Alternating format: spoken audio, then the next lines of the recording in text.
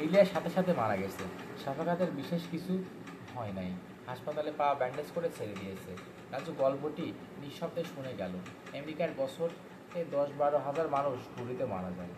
সেই দেশে সবার হাতে বন্দুক, কিছু একটা হলে একজন আরেকজনকে গুলি করে দেয়।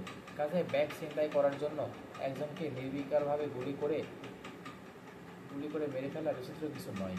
গল্পের যে অংশটি বিচিত্র সেটি হচ্ছে খুনি মানুষের গায়ের রং কালো। সেই দেশে কিছু একটা হলেই সবার প্রথমে দোষী মানুষদের গায়ের রংটিকে দোষ দেওয়া হয়। গায়ের রং সাদা হলে সেটি গলা বাড়িয়ে কেউ বলে না, কালো হলে বারবার মনে করিয়ে দেওয়া হলো। রাজুর মাথার ভেতরে এই বিষয়টা এসেছে কারণ সে এগুলো নিয়ে ভাবে, কিন্তু আজকে সেগুলো মোটেই তার ভাবনায় বিষয় ছিল না।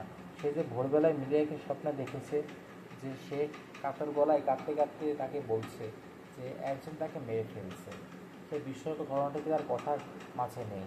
রাজু চেতনাটি কেমন যেন আচ্ছন্ন হয়ে আছে। মিলিয়া নামের মেয়েটি পৃথিবীতে নেই, সে আর কখনো ফিরে আসবে না। এই বিষয়টি তার কাছে অবিশ্বাস্য মনে হয়। তার ভেতরের অনুভূতিটি কি গভীর বেদনার নাকি গভীর শূন্যতার, সেটিও সে বুঝতে পারছে না। ঠিক কী কারণ জানে না। রাজুর মনে হতে থাকে যদি আর একবার সে মিলিয়ার কণ্ঠস্বর শুনতে পারত, তাহলে সে এই পৃথিবীতে কোনো কিছু চাইতো না। 10টার সময় ওদের একটা ক্লাস ছিল। ছেলেমেয়েরা স্যারকে বলল তার আজকে ক্লাসটি করতে চায় না। অনেকেই মিলিয়ার বাসায় গিয়ে তার মা বাবা ভাই বোনের সাথে একটু দেখা করে আসবে। স্যার সাথে সাথে ক্লাস ছুটি দিয়ে দিলেন। রাজু ক্লাসের ছেলেমেয়েদের সাথে মিলিয়ার বাসায় গেল না। ক্যাম্পাসের ফাঁকা বারান্দায় রেলিংয়ের ওপর পা তুলে বসে রইল।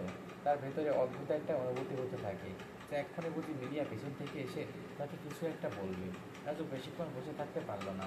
সে নিজের ভেতর এক ধরনের অস্থিরতা অনুভব করে। একসময় সে রেলিংয়ে থেকে পা নামিয়ে বারান্দা থেকে রাস্তায় নেমে আসে। প্রথমে ক্যাম্পাসের ভেতর ইতস্তত হাঁটাহাঁটি করে, তারপর ক্যাম্পাস থেকে বের হয়ে রাস্তার ফুটপাত ধরে হাঁটতে থাকে। হেঁটে হেঁটে যদি ক্লান্ত হতে পারে তাহলে হয়তো তার ভেতরকার অস্থিরতাটুকু কমবে। রাস্তায় হাঁটতে হাঁটতে হঠাৎ তার মনে হলো তার কাছে যে রহস্যময় কবচটি আছে, সেই কবচটি মুঠি করে চেপে ধরে সে অশ্বরটি জগতে উকি দেবে। সেখানে সে কি মিলিয়াকে খুঁজে পাবে? গভীর রাতে রাজু গোসল করে পরিষ্কার কাপড় পরে তার বিছানায় বসেছে। তার মনে হয়েছে আজকে সে যখন কবচটি মুঠি করে ধরবে তখন তার পরিষ্কার পরিচ্ছন্ন হয়ে থাকতে হবে।